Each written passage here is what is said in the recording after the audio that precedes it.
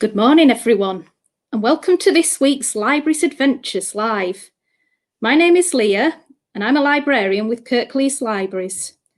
We've got a fantastic event for you this morning, and we hope you'll enjoy today's session as much as the events and activities of the past few weeks. Have you been enjoying Library Adventures? I really hope so. And I hope we've got your creative juices flowing. We've had stories galore, poetry, rap. We've learned how to draw with some top tips from illustrators. And last week, our wonderful guest Taz taught us how to make our very own collage, illustrated portraits using just pencils, pens, and old magazines and newspapers. What a brilliant idea that was. Did you make a portrait? Have you sent a picture to us? If not, it's not too late. You can always send it to us on the email address below. That's lal@kirklees.gov.uk. We do love to see your work, so don't be shy. Let us have a look, and we'll also put it on our social media pages. Now, today's special guest is author Derek Keilty, and he promised us a swashbuckling adventure, and we're thrilled to have him here. Derek has written a lot of fun and exciting books for children, and you may well have read some of them, such as Magic Beans on Toast and The Bears Bite Back, to name just a couple. But today we are going to be learning all about Derek's new book, Flyntlock Bones, the Sceptre of the Pharaohs. Now, I've got my very own copy here. I've been reading this book and I absolutely love it. It's absolutely fabulous. It's got lots of great pirate characters in it, and it's full of mystery and adventure. So if you like mystery and adventure books, you'll love it. And it's just got it all, really. So I'd recommend this book. And we're ready to speak to Derek now, because I know you're all dying to speak to him. So when you're ready, give me your best pirate arr. Come on, let's all do it together. Arr. I'm sure yours was much better than mine. And without further delay, I give you Derek Keilty. Hello. Hi, Derek. Hi, everybody. Hello. How are you today? I am very good, yes. And how are you, Leah? I'm good, thank you. It's a lovely sunny day. I hope it's sunny where you are as well. It is. It's a lovely day today. Nice blue sky and, yep, looking And good. where are you speaking to us from today, Derek? I'm coming all the way from Northern Ireland, Belfast in Northern Ireland.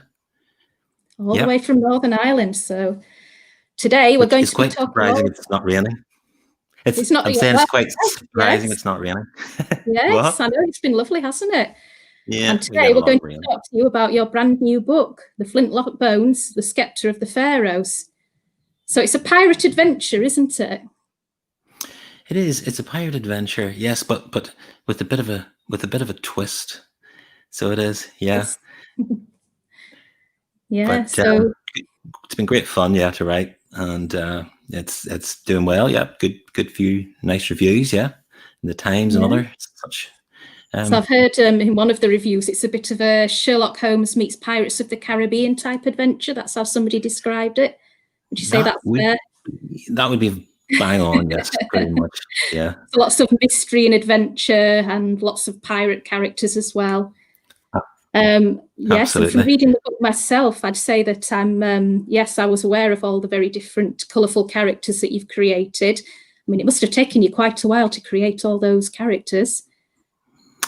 Yeah, it was great fun. You know, that's one of the fun things about being a children's author is, you know, creating the characters. And when I do workshops in the schools, I always tell the children that that's one of the most important parts of a book is your characters. And if you can get them right and make them interesting and, you know, believable and people want to read about them, then you're halfway there to making your own book. So yeah, very, very important to have good characters. And it's been a joy to spend time in them. I'm on my last book now of the trilogy, because Flyntlock Bones is going to be a trilogy. And I must say there'll be a wee part of me will miss some of the characters, you know, because they're running about your head for so many years, and when you're writing the books, that when you come to the end, then and you go on to maybe something else. There's a wee part of you misses them. Sounds a bit yeah. No, that's brilliant. So, yes, lots of hard work goes into it then. And you're going to tell us a bit more about how you came to write this particular book, as well as how you came about creating so many different pirate characters and what went into that. So, if everybody's ready to hear a bit more, Derek's going to talk to us about those things. So you're going to talk to us about your ideas for the book and how you came about particular ideas, and you're going to introduce some of the characters in the book as well. Is that right? Yeah. That's right. Okay. Yeah. So, are we all ready to hear a bit more? I know I am. Okay, I'll get the PowerPoint going here then. Yeah, so, okay. Now, how's that?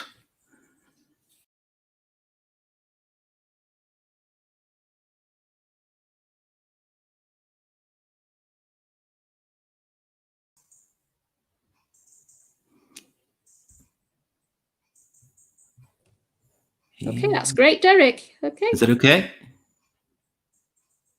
Right. Okie dokie. Well, so my name's Derek Keilty. I'm author and pirate. I've put in there just as a wee joke, pirate of recent years anyway.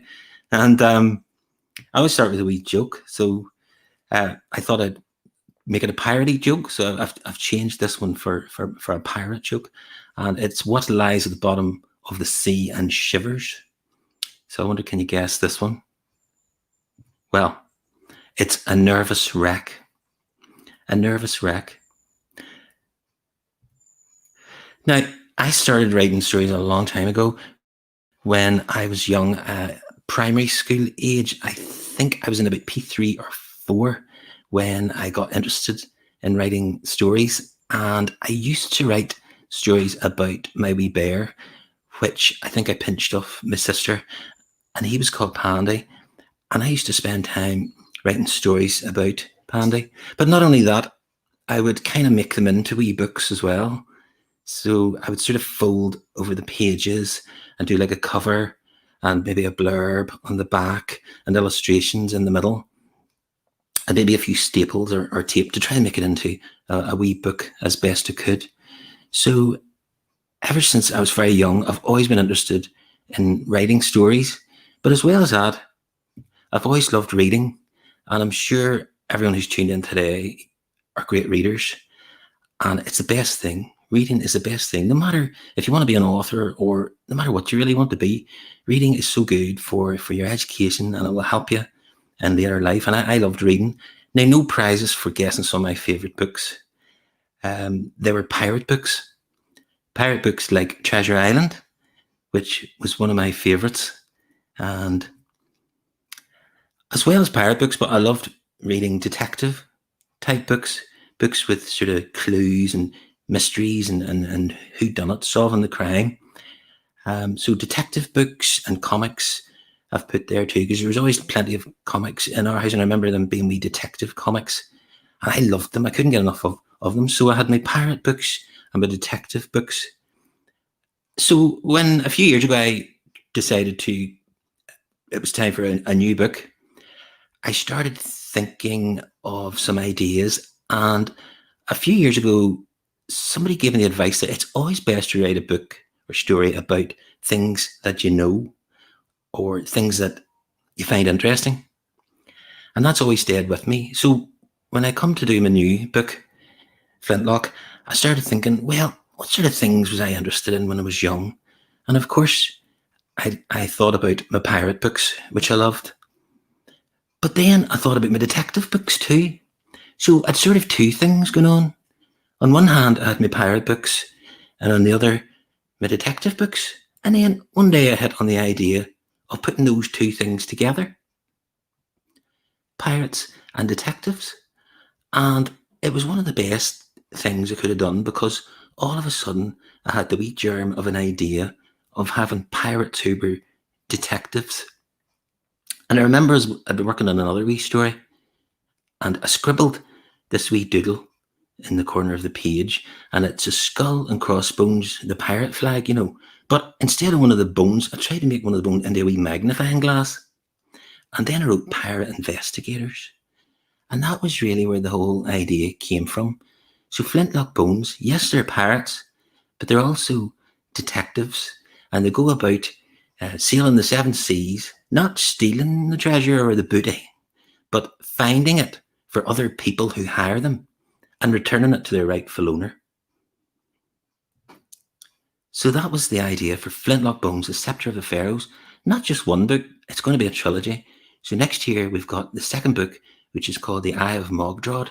And the one, as I was saying, I've just finished, is called The Ghost of Captain Scarletbeard, and that'll be number 3. But there's so much other stuff going on with children's books, and that's why I love it. Sometimes you can have your book maybe translated into a different language. Like I've just heard it's going to be translated into Dutch, so it'll be in Holland. So the wee boys and girls, wee pirates in Amsterdam will be reading Flintlock. It's great. But as well as that, it's going to be an audiobook. And maybe Leah will stock it in the library, because the libraries are great for the audiobooks, aren't they? Belinda, an Australian company, they were chatting to me about making it an audiobook. And there's a funny wee story, because one day they were saying, you know, Derek, we'd like to make your book into an audiobook. And I said, great, let's go. And I remember saying, right, I'll help, like, you know, I'll get involved. And they were going, well, hang on, like, you know, I mean, we'll get some actor boy to maybe narrate the story for you. And I said, never worry about an actor boy, sure, I'll do it. And they said, well, hold on, like, you know, you have to be able to do, like, accents and voices for to do an audiobook. And I said, well, sure, I can do that. And they said, well, what sort of accents can you do? So I did them a couple, like, and I've got a few here I thought I would do for you today, just for a wee bit of fun. So I love Star Wars. So the first voice I did for them was my favourite, Obi-Wan Kenobi from Star Wars. So here we go. You can't win, Darth Vader. Strike me down and I shall only become more powerful than you can possibly imagine. So that's my Obi-Wan. But as well as that, I love Yoda. And Yoda's got a very funny voice. So I did my Yoda impression, which is this. Oh, Yoda, the Force you must learn. I'll do one more. Now, this is a bit scary, but don't worry. It really is just me. And this is Voldemort from Harry Potter. The wand. Hold on, I get my wand. The wand. Does it truly answer to me? You're a clever man, Severus. Surely you should know. Harry Potter, the boy who lived. Prepare for your doom. I hope that wasn't too scary. We're going to have... Anyway, I did get the job, by the way. I sent them a wee demo and they thought, great. So I'm narrating all 3 of the audiobooks. Now, later on, we're going to have a few different voices. I think we need some pirate voices, but I thought I'd keep that for later on when we're going to read a wee bit from the story. So later on, we'll have some more pirate voices. But just for now, we're going to go back. I think I've chatted long enough. We'll go back to Leah in the studio and we'll catch up on what's happening with Leah. Hi, Leah.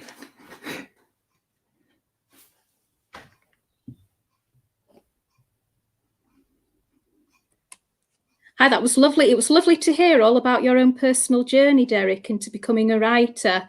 And I think it's safe to say that we all really enjoyed the voices as well. Just looking at some of the comments here, I'll put some up so you can see them. Brilliant impressions. Great, thanks so much, Christina. Yes, yes. Somebody saying your accents are great there. So we've got Olivia saying your accents are great. So yes, I think that's that just goes to show it's I could have kept going, but it would have been on probably doing them for the whole hour. Like, and I know it's not really about it's about books. I think people love listening to impressions. Oh, yes. Feel free to do more. Okay, so I'll just have a look and see if we've got any questions. I've got one here. So Alma Barraclough has asked, do you base your characters on family members or friends at all? Ooh, yes, this is a good one. Yes, I know. I know there's always a great disclaimer at the beginning of books where it says, like, characters and situations are not based on, on anybody and all that. But I think, like, it's impossible to separate you're going to meet people or stuff, and maybe they're going to, get in there somehow to some of your characters. So I can't think of anybody offhand that I've directly based them on, but I just think, there's so much of, you live your life, you meet so many people that I'm sure there's wee bits and bobs of some people I've met over the years that maybe have come out in the characters, but I don't they're not overtly based on anybody, because they're all a bit different. So you'd probably be, you'd maybe be saying, what? I don't look like that, Anyway, but, yeah. Yes, excellent. Okay, so as well as that, we've got another question actually. I'll just put it up. This has just come in from Christina Longdon. It says, lots of authors listen in to other conversations and get inspiration from funny moments. Do you? So have you ever listened into a conversation and it's given you an idea? Absolutely, yes, indeed. This is true. In fact, I've read even some other wee funny stories with some, authors who have listened in. Maybe you're on the bus and, you overhear something and it turns in to a story. So it wasn't one of my books, but I know a book, years ago, there was a lady on the bus and she overheard a very young wee kid mispronouncing toothpaste, when he said toothpaste. And that went on, she went on to base a whole book around that where, when you brush your teeth with, you tell the truth the whole time, which we should be doing anyway, mind you. But it was something along those lines. I tend to be a bit different in that I sort of, I can be reading maybe the back of a bleach bottle and get the idea for a story, or just walking along a shop. I remember just walking in a store and I didn't see anything about back beanstalks or anything, but suddenly I thought, I wonder what the giant from Jack and the Beanstalk would have called his sons. And I thought he would have called them Fee, Fi, Fo, and Fum. And that was my first book, which was called Back Up the Beanstalk. So that all came from that. So yeah, but yes, you do listen in for stuff like that to try and, get wee hints and tips so you can maybe feed into your book. Yeah, absolutely. It's just always tuned into, And you can get some quite bizarre ideas as well, because people do have some very strange conversations that you just hear snatches of sometimes. So yes, I can see how that would give you inspiration. Yeah.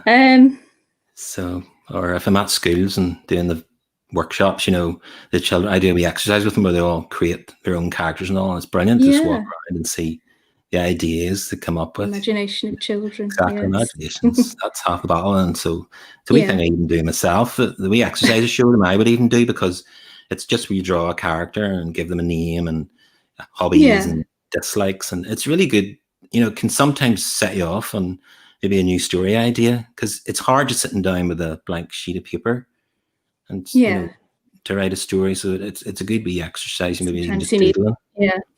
Brilliant. We've got one last question here. So this is from Alma. How long does it take you to write your books? Oh, right. Well, if the children usually ask me this one in the school visits, and I usually say it depends on what kind it has been. I've been lucky enough to be able to write stories for all age ranges. So I've got some here. So this is all my books, just some of them. So if it's, let's say, the likes of Back Up the Beanstalk, then because that was quite short, you'll see even by the sides of it there, the side of it, it didn't take me too long. So probably, I think it was about 6 weeks, or maybe not even, weeks anyway, to write and then, and edit. But then I started having to go at some longer ones. So we had Will Gallows, which is a real novel. Like, so that took me the best part of maybe 6 months to write, and then another week, a lot of months to sort of edit and go over it again, and all the best and all the rest of that. So it just depends on the length of the story, but ranging from sort of weeks to maybe months. I'm quite slow anyway. I know other authors are a lot faster than me, and I sort of read their tweets and think, somebody's written like 10,000 words today, and I go, oh my goodness, I think I couldn't even write that in a month. So I think I'm quite slow, yes, but I do try. Do you get quite strict deadlines that you have to stick to? You do indeed. Deadlines are great, but because they kind of, as I say, I can maybe lapse into a wee lazy spell or something. So it is good to, I hope Sarah's not watching my publisher, but if somebody says, Derek, we need that by, Wednesday week, then I go right up a gear and Lewis Hamilton, and get going. So yeah, but they're good because you need something to aim for. If you just let me wander off my own, I wouldn't probably get it finished, but I need them. I definitely need the old deadlines. Yeah, gives you that goal, doesn't it? Yeah, essential for me. Fabulous. Okay, so it's been great hearing about how you sort of come up with your stories, how you get the inspiration for your characters. So obviously an important part of creating a story is actually turning that story into a book, isn't it? Yes, absolutely. Yes, there's a wee process involved then.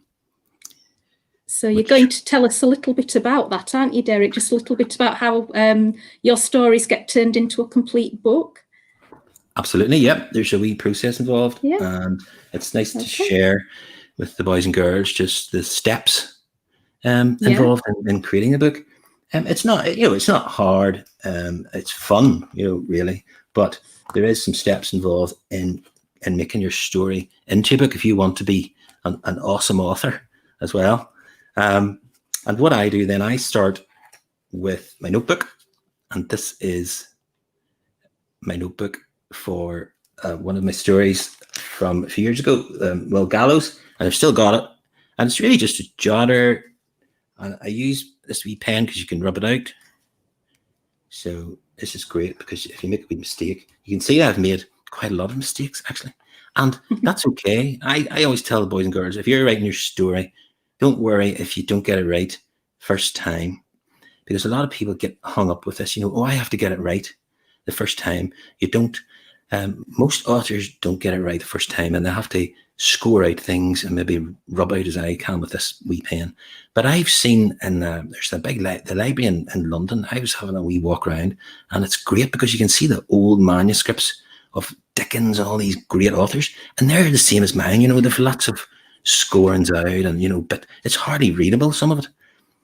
So don't you worry about making changes to your story, because you're only getting it so that it'll be the best that it can be. So it's okay to make them. So that's the first stage.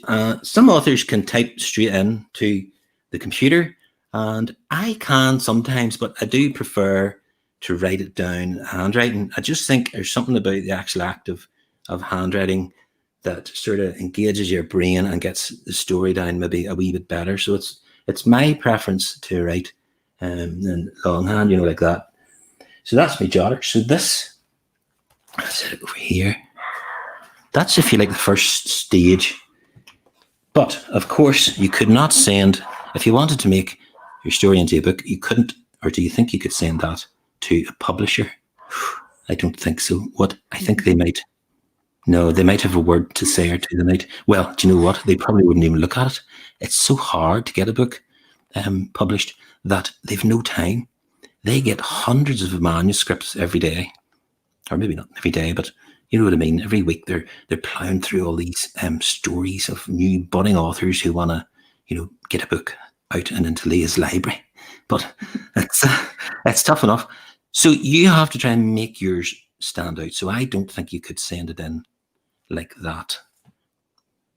So the next stage, I'm sure you will guess this one, is to get it all nice and typed out. So here we go with the next stage of the Will Gallows story, and it's all typed, but as you can see, still a few wee corrections going on here. And this was, when I got it all typed, I had another read through it, and it gave me a chance then to see some more things I wanted to change.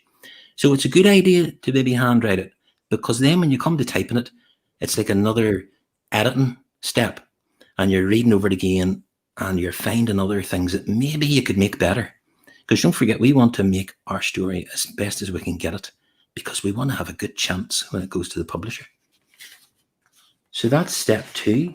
And I printed it out again, all nice and neat, without corrections. And do you think it's ready to go then to the publisher? I think it is.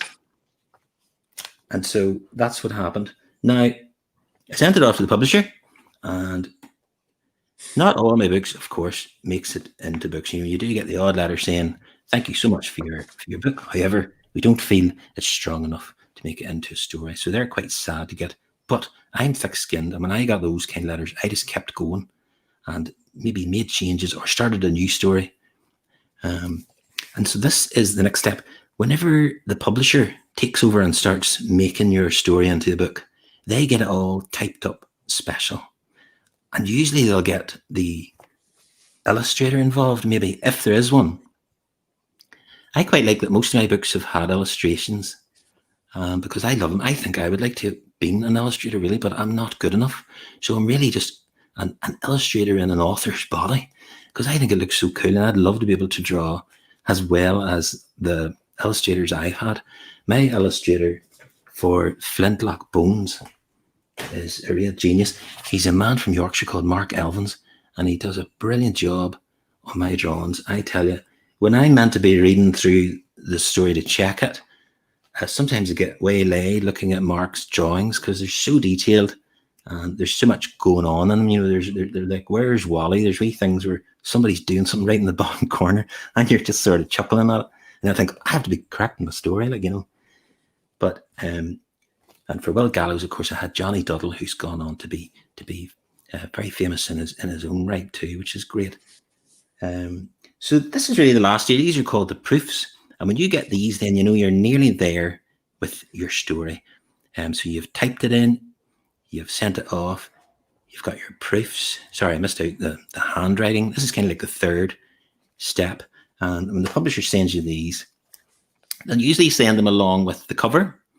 And it's always good to get the cover.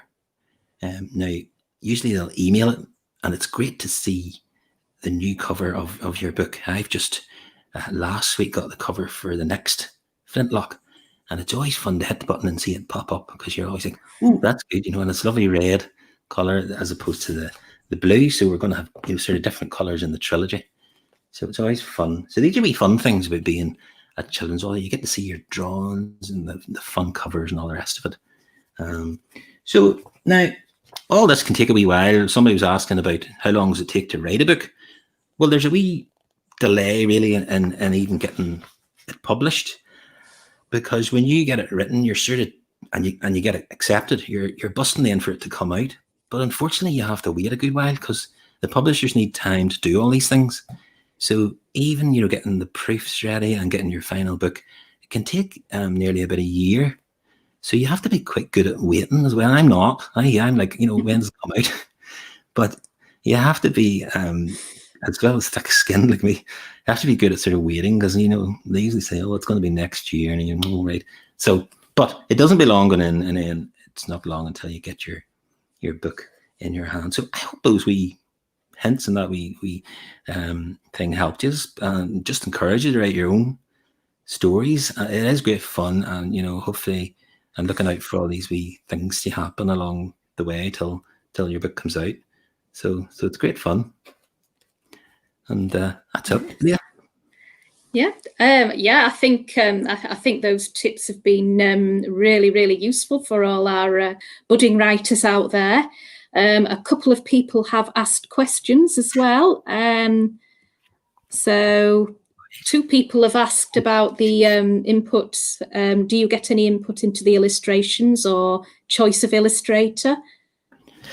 Not usually, because the publisher will usually have their own bank of sort of illustrators, if you like, that they tend to use. So Sarah, who's my publisher for Flintlock, she knew that she already had Mark earmarked to do the drawings, because she knew he would be so good at doing that type of drawing. You know, he's really good at drawing the ships and the pirates and all that, and his style just lends itself to it. So not so much, but I've never yet been let down by the illustrators, you know, because anytime I've been sent the drawings, I always can't wait to open the email and flick down them. And I've always been delighted to see what the illustrator, and slightly envious as well, because I must have still getting back to that illustrator in me. I think, I could never have done that. Like, no, I'll just stick to being an author. Like, but yeah, so and I'd love to be able to draw like that.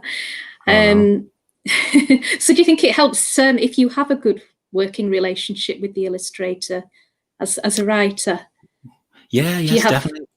I've chatted to Mark on the phone, and we've, I've just said, "Oh, brilliant job," and all, and then he said, "Well, looking ahead, we've got the next one coming out. What do you think about?" And he would always say, send me some, what do you see maybe so and so looking like, or this scene looking like, or what, and it's very much like a team effort. I mean, even not just Mark and me, and like Sarah will come in, and Deborah, the editor, and the other, the rights. We've got a whole team there at Scallywag. I mean, Scallywag Press. You can't have a better name for a pirate book publishing. It just sounds pirating, but it's very much a team effort. Yeah. Okay. Yeah, and Derek, you mentioned that you visited the library for a bit. Is that something that you do quite regularly? Have libraries been a big sort of inspiration to you as a writer? Going to libraries, visiting libraries, borrowing books from other authors? Absolutely, yes, very much. When I was young, like, there was a wee library just around the corner from us, which was luckily enough, so I used to head around there and go in, and well, that was in the days before the internet, and also you had to go around as well sometimes to research things, because I think even when I was younger, I was writing stories as well. Now, they never made it into the books, but so I'd go around to maybe read more detective books to help me with the one I was doing, or science fiction. I loved all that sort of stuff. And but Mark has done a great drawing. You'll like this one, Leah, of a library, and this is like a big library in the middle of. This is a great double spread in the book. Oh, I'll just move to the. This is a library I'd like to visit. It's Mark's drawing of. It's a museum. It's underneath the museum. There's a big archive and library. And so later on in the Sceptre of the Pharaohs, Flynn and Red and the captain go down into this big library vault, and it looks really good. This was one of the first drawings I was sent, and I think it's one of the first ones that opened, and I just went, wow, So it's a really good drawing. Really captures the story and makes you, gets you into it and involved in it. Yeah, definitely. Okay, so after hearing so much about the book, I'm sure some of you are really keen to read it. Am I right? Well, we've got a special treat in store for you now, as Derek has very kindly agreed to read some of the Flyntlock Bones to us, to give us a bit of a taster, and he's also going to do some of those fabulous pirate voices that he promised us. Hope so. I have to get a wee drink of water now for this. Okay. Grant, will I put the PowerPoint on here then? And we get. Yeah. So.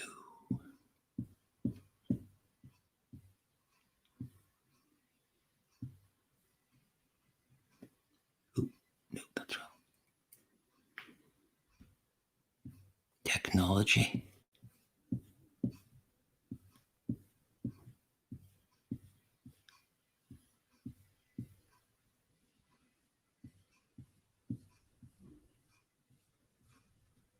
Here we are. Sorry about that. Is that okay, Leah?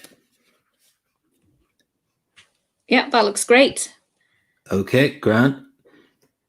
So here we go with a reading from.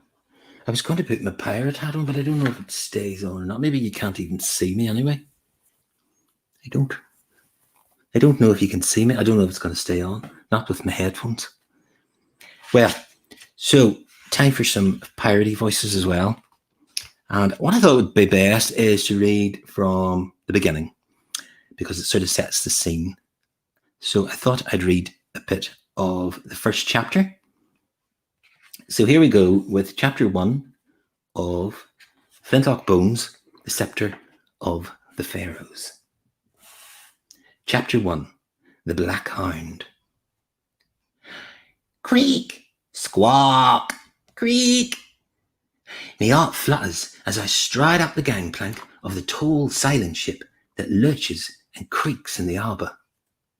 There's a loud crack of thunder, and I slip, almost plunging head first into the murky sea that is swirling round the ship's hull. I hope the sailor in the crow's nest ain't got a spyglass trained on me. The last thing I want is to look like a complete landlubber. I've got a job to get. Going back to the orphanage is not an option anymore. Mrs. Wiggins, the matron, practically chucked me out in my ear this morning, saying I'm too old now for mollycoddling. She says it's high time I was out working for a living, making my own way in the world. Mollycoddling.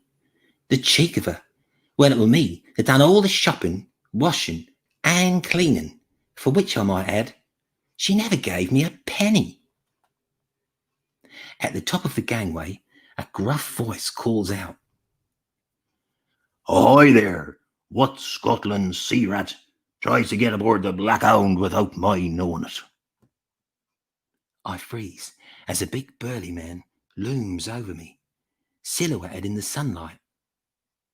Squinting up at him, I can't help but notice he has not one but two eye patches covering both his eyes. He's wearing a black hat and has the bushiest beard I have ever seen. My heart hammers even harder, and I swallow an anchor-sized throat lump. I've only ever read stories about pirates and seen maybe a picture or two in books, so I'm no expert. But the man standing in front of me is a spitting image of a pirate. And I have a sudden cold fear that the boat I've boarded might be a real pirate ship. I'm here about the job, sir," I stutter, struggling to keep my voice steady. I'm struck by the thought that he might knock me flying right then and there, putting an end to my hopeless job hunt before it's even begun. What would Mrs. Wiggins think then? "Job? What job?" "The one advertised in Mrs. Bunn's bakery." I fish out the card I'd taken only this morning when I was buying bread for the orphanage. There had been a whole pile of them. It reads, "Cabin boy wanted for the Black Hound. Apply at Baskerville Harbour." "I don't see any card. What are you talking about, lad?" "Your eye patches," I point out to him with a nervous chuckle. He flips up one of the patches and a pale blue eye blinks down at me. "Ah, there you are. I were having a bit of shut-eye before we set sail." He takes the card and stuffs it in his pocket. "You're a bit in the scrawny side for a cabin boy. It's hard work, you know." He peers at me and grins hopefully. "I don't suppose you brought anything from the bakery. Mrs. Bunn makes the best hot pies I ever tasted." I notice a man striding across the deck. It's the ship's captain. It must be. He's wearing a three-cornered hat, a long ruffled shirt, pants, boots, and a cutlass on his belt. And he has a nose like a beak. "What's all the fuss about, Briggs?" "There'll be a lad here, Captain, looking for a job." "Well, don't just stand there. Bring him aboard." He straightens his hat and beckons to us. "I'll see him in my quarters right now. Must say, I was beginning to wonder if anyone was going to show up. You did remember to leave all those cards around the shops in town, didn't you, Briggs?" Aye, Captain." My heart leaps, and though I am worried that it is a job aboard a pirate ship, I balance it with the fact that a job is a job, and surely it couldn't be any worse than skivvying for Mrs. Wiggins. So I follow the patch-wearing Briggs across the deck to the open door of the cabin, where the captain waves for me to enter. Come in, come in." Inside, the cabin is large and gloomy, almost the size of the dormitories of the orphanage. The first thing I notice is a bookcase by the window, crammed with all kinds of volumes. There's a desk, too, cluttered with candles, maps, a pipe, a magnifying glass, and in the corner, a grinning skeleton holding a violin and a single brown slipper containing a pouch of tobacco. "Captain Long John Watkins of the Black Hound, and you might be?" says the captain, extending a hand. "Flyntlock Bones, sir, of the good town of Baskerville. Though most folks call me Flynn. Pleased to meet you." He pulls out a stool for me and then strides round to recline on a wooden rocking chair. A scrawny black cat with a matted coat and one eye leaps up on the table to lie by the captain's hand. It stares at me, almost like it knows what I'm thinking, like it knows all about me. "What's your cat's name, Captain Watkins?" I ask. He gives her a rub between the ears with a grimy finger. "Scratch.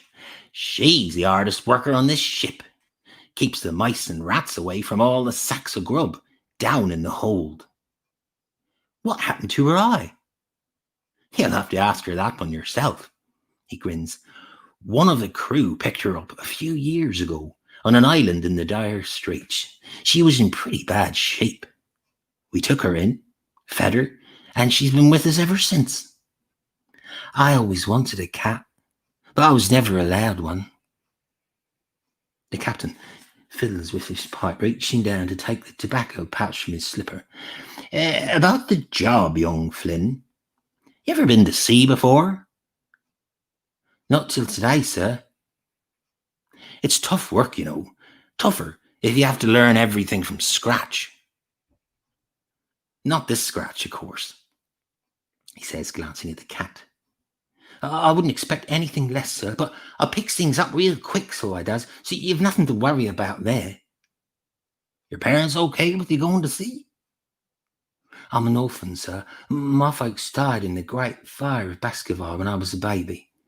They say it's a miracle I survived." "Ah, sorry to hear that, lad. Then you live at the orphanage?" "Not anymore. Mrs. Wiggins and matron all but kicked me out only this morning. That's why I needs the job. So very bad." I notice the pictures and pages and notes stuck on a large square board on the cabin wall, and I squint to try and see them better. I have no idea what they are. The captain follows my gaze. "You pick things up quick, you say?" "Yes, sir." "Well, the first thing you'll have to know is that we're a bit different from your normal rum-swilling, treasure-looting, swashbuckling scourge of the seas pirates. It's clues we're after, not treasure." "Clues, sir?" "All happened by chance." He rises to his feet and strides over to the board. "A few years back, we had a bit of a lean patch. Treasure were getting harder and harder to find. Then one day we came upon a rich countess in a tavern in Bohemia with a tale of woe about her stolen jewels. Proper sobbing her heart out she was, telling the whole tavern how priceless they were and that pirates were most likely to blame. Obviously she'd no idea she were in the company of a whole band of them." He chuckles and puts a match to his pipe, puffing and blowing until I'm sure it's gone out. Unperturbed, he places it gently back on the desk. "Said she tried everything, including the local constabulary who were next to useless. Anyways, an idea pops into my head, and I asked if there would be a reward for the safe return of her jewels. To which the countess replies, there would. And yo ho ho, our first ever investigation. We set sail, procuring the stolen booty from old Scarletbeard, a resident pirate of Sharktooth Island. Sneaked them away in the dead of night when he was out celebrating his ill-gotten gains. So we brought the jewels back to their rightful owner. Though I confess I did think about putting them in our own pitilessly empty booty chest. But my honesty paid off with a handsome reward. The Countess told her friends about us, and it weren't long till we were setting sail on our next case. The rest, as they say, is history. So you see, young Flynn, this ain't just for a cabin boy, this job. It's for a cabin boy aboard a ship full of the cleverest pirate investigators you ever set sail on. Eyes on, even. He pauses. Are you okay, lad? You've gone paler than a full moon. While the captain had been speaking, I'd come over a bit dizzy. I had hoped to concentrate on the story would make me feel better, but it hadn't. It's not that, sir. I just feel a bit queasy, that's all. Ah, seasick then. You've been a landlubber for too long. And this choppy weather don't help. I reckon it's just nerves on account of me needing this job so very much. He pours a glass of water and hands it to me. I wish it weren't so stormy today. I take a sip of the water and clear my throat. Then everything goes the darkest shade of black. That's the end of chapter 1. I hope you've enjoyed it. And you'll want to find out what happens next aboard the Black Hound. Yes. Thank you very much for sharing part of your wonderful book with us, Derek, and also for sharing those wonderful illustrations from within the book. It was lovely to see them up on the screen there. I think everybody will agree it sounds like an absolutely brilliant adventure. And I feel like taking my flag and sailing out to sea right now. I love your flag, Leah. Brought out the whole, thank you. Yes, it's brought out the pirate in me today. So we do have a question here after the last reading, so I'll put that up for you. Great. Alma's asking, how do you select the names of your characters? So do you have a particular process for that? This is good because as well as when I said at the start about doing the doodle, after that, after I came up with Pirate Investigator, I started thinking about Sherlock Holmes. And so I don't know if you've detected probably already, but a lot of the character names are from Sherlock Holmes. So when I started out, I started jotting down the names from the Conan Doyle books and changing them into pirates. So Sherlock Holmes became Flyntlock Bones. Watson became Captain Watkins. And the baddie, of course, had to be Moriarty, who I thought sounded a bit like me hearties or something. So it all kind of worked out in a way, and that made me keep going in a sense when because when a wee book starts to lift off like that and our wee idea, it keeps you going too, and you think, well, I'm gonna keep going with this as well. So yeah it's fun. Yeah, I can see that. Yeah, and it was lovely to hear the characters' voices as well, because that really brought them to life, I felt. And yeah, you did some really brilliant accents and impressions there. And do you have a particular favourite when you were making your audio book? Did you have a favourite character's voice you like to do? Yeah, well, the audiobook was really good fun because I got to go to Dublin for a day, and the two gentlemen, one in particular, was really good at helping me through the day because I had no idea what I was doing, but they couldn't have been better at helping me, so it was quite strange sitting in a studio, when you're in a sound studio and all that. But they helped me through it. But yeah, probably Moriarty, who I did base on my Voldemort impression that I did at the start. So I thought Moriarty might sound a bit like him. So let's see if I can find a wee bit to do. He comes in later on. I just love that name as well, Moriarty. I know. He's really bad, but I let's see.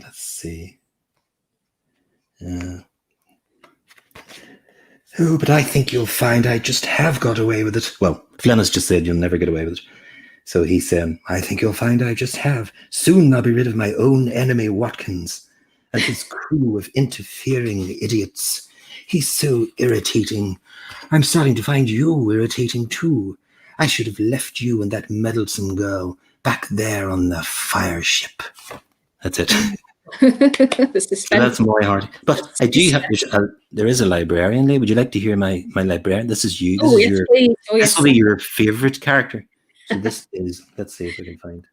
There she is. There. So that's Miss Chatty, and she is a librarian, and she goes. Let's see. Let's see. Let's see. So she says, Dr. Khan, he was a good pal of mine who passed away a couple of years ago. Not that he ever guarded much when he was here. He spent half the time snoozing. Now we got on like an house on fire. He was so funny, always telling jokes and funny stories. Of course, it weren't long till I'd heard half of them before. I can still remember some of them, and this is my little joke. What lies at the bottom of the sea and shivers? I don't know, I answer. Well, it's a nervous wreck, innit? So that's Gosh. it. That's Miss Charlie. Me talking. Sounds just like some librarians I know. We've got one last question before we move on. I'll just put it up here. Christina Longdon asks, did you ever dream you'd be a writer? Ooh, I did dream about it, but I didn't think it would come off, because it's so hard, and I was sending stuff away and not getting anywhere, and so. But yes, I do remember dreaming, even at school, that one day I'd get my box of books, from the publisher, and you'd be opening them up and seeing your, you get 10 or so copies whenever you get your book published or just before it. So yeah, I did. I always thought I'd be great.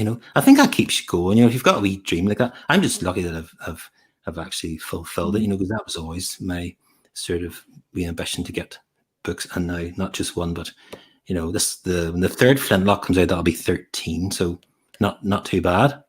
Yeah. And more to come, hopefully. You hoped it would be as well, as it sort of has it lived up to your expectations? Is it? Oh yeah, it's been great fun. Yeah, so a bit hard this year, for it to come out and in the light of all what's happened, with the virus and all that. And I think everybody's been hit, but lots of people are trying, things at the minute. I know there's a new event, just a campaign at the minute from Children's Books Ireland. They're doing a thing now called Books Make Things Better, and that's a wee hashtag. So if you even check that out, it's Children's Books Ireland website, and they're just promoting all things in the Irish children's lit sector, and it's really fun. Just gives you recommended reads, of which, of course, Flintlock is one, and all sorts of stuff. So people are trying wee campaigns because it's been a bit of a different year. We haven't been able to get into schools and all that. So looking forward to those days when I can get out and do events and stuff like that again in real life. But for the time being, this is good fun as well. And no doubt doing more of these, I'll maybe get a bit better at them too. It is better at them too. It is a bit different, Well, we all get used to them. Video camera, yeah. Yeah. But I'm getting there. Yeah. Well, I think the feedback's been fantastic. So you're obviously doing a very good job. Yeah, it's going well. Yeah, it is. Reviews all are good. And, yeah. Okay, so we've come to that time of the week again, where it's challenge time. So every week, our special guest sets a challenge for our listeners, our viewers. So I believe you've got a challenge for us this week, Derek. Do you want to tell us what it is? Yes, my challenge is really just to create a character, because I think that's been a real theme of today, has been talking about how I come up with my characters and all that. Hopefully I've passed on a few hints and tips as to how to do that, but I'm sure you probably don't even need them. I'm sure you would be good at this anyway, but it's just to create maybe a pirate character, draw a picture of them, and give maybe a name at least as well. If you want to put any more attributes there, like some hobbies, dislikes, you can even do it as a big head picture with maybe speech bubbles or stuff like that. But just let your imagination run riot, and I'm sure you'll come up with something good. But yeah, so that's my challenge, is to create a pirate character. Brilliant. That sounds like a really exciting challenge to me. So I hope you'll all have a go. And remember, we do love to see what you've done. So you can send photos to the email address below. So that's lal@kirklees.gov.uk. We do love to see what, like I say, we do love to see what you've done. So keep sending them in. So if you've enjoyed this pirate adventure today, you'll also love the Pirate Treasures collection that we have currently on our Libby Overdrive. That's our online, our ebook site. So be sure to go and check that out for some more pirate adventures. Or if you prefer to visit our libraries, I'm happy to say that we are slowly opening some of our libraries for the safe browsing. So if you'd like to actually go and see what we've got in store at a library and take your adult with you, then give Kirklees Libraries a call on 01484 414 868 to find out what's happening at the library near you. Okay, so next week we have yet more Libraries Adventures fun in store for you, when my colleague Linda will be chatting to Anthony Simmons about her book, Lightning Mary. So be sure to tune in for that next Tuesday at 11 AM, particularly if you like dinosaurs. So thank you very much, Derek, for this morning. It's been absolutely fantastic. I think you've really got people's creative juices flowing. You've given all our budding writers and illustrators lots of inspiration. And I can tell just by looking at the comments feed that people have really, really enjoyed today. I've got a comment. I'll just put this comment up here because I think that's quite a nice one. So Olivia says, sorry we can't see you in person, but great to have you here. And I'll second that. It's been absolutely fantastic. So thank you very much. And hopefully we'll see you in person sometime soon. So thank you everybody for tuning in today. And we'll see you again next week for another brilliant Libraries Adventures. Thank you very much, Leah. Thanks for having me. Thank you. Thank you for coming. Goodbye, everybody.